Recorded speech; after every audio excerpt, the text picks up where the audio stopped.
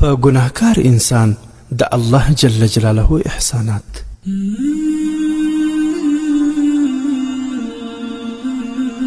انسان چې کله ګناه کوي په هغه وخت کې هم الله تعالی په هغه دا 5 احسانات کوي.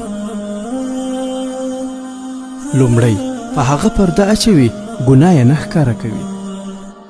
دوهم په هغه رزق نه بندوي. دریم د هغه طاقت نه ختموي. څلورم هغه ته سمدستي سزا نه ورکوي. پنځم که په اخلاص سره توبه وباسي نو بخښنه هم ورته کوي.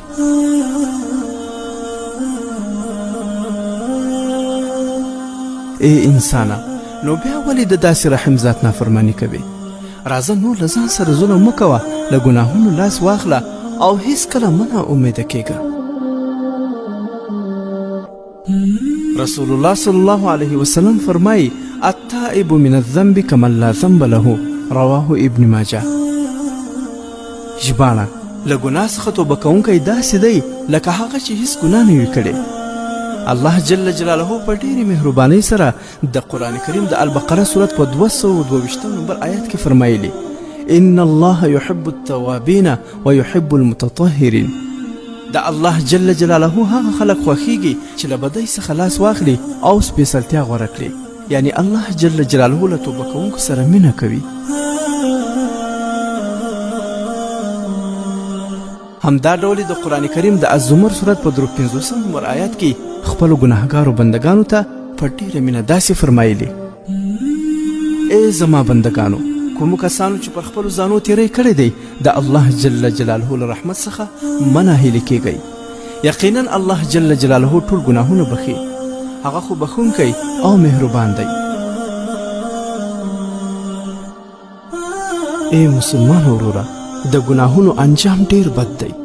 راځه د الله جل جلاله له ویرې وژاړه او د خپلو ګناهونو څخه توبه وباسه.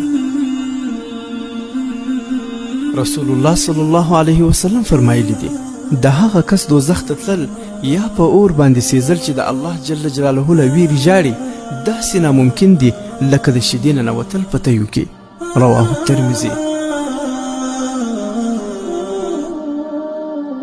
او همدارنګه رسول الله صلی الله علیه وسلم فرمایي 2 سترګې به اور مسه نه کړي، یو هغه سترګه چې د الله جل جلاله له ویرې ژاړي، بله هغه سترګه چې د الله جل جلاله په لار کې ویښه پاته شوې وي، رواه الترمذي. او همدارنګه رسول الله صلی الله علیه وسلم فرمایي الله جل جلاله ته هیڅ شی دومره خوښ نه دی لکه 2 څاڅکي. یو هغه څاڅکی د اوښکو چې د الله جل جلاله له ویرې تویږي، او بل هغه څاڅکی د وینو چې د الله جل جلاله په لار کې تویږي، رواه الترمذي. ګران ورونو او خویندو، په توبه کې هیڅکله ځنډ مه کوئ.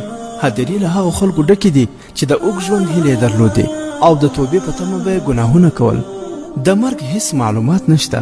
ممکن د ډیرو انسانانو نن ورځ په دنیا کې آخري ورځ وي، او کیدای شي د هغو له ډلې څخه یو ته هم یې، نو توبه مه ځنډوه.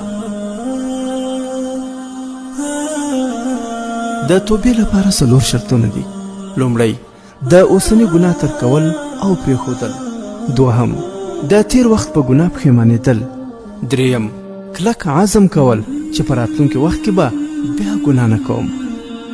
څلورم که د بنده حق مو خوړلی وي نو له هماغه بنده څخه معافي او بخښنه غوښتل. ګرانو مسلمانانو ورونو، که چیرې بنده له ګناهونو څخه توبه وکړي داسې دی لکه هیڅ ګناه یې چې نه وي کړې.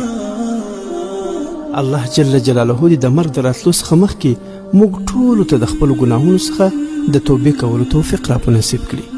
آمین یا رب العالمین.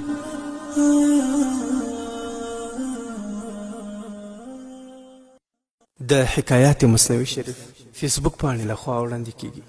ګرانو مسلمانانو ورونو، زموږ د واټساپ شمیره ده 0039 اویا 2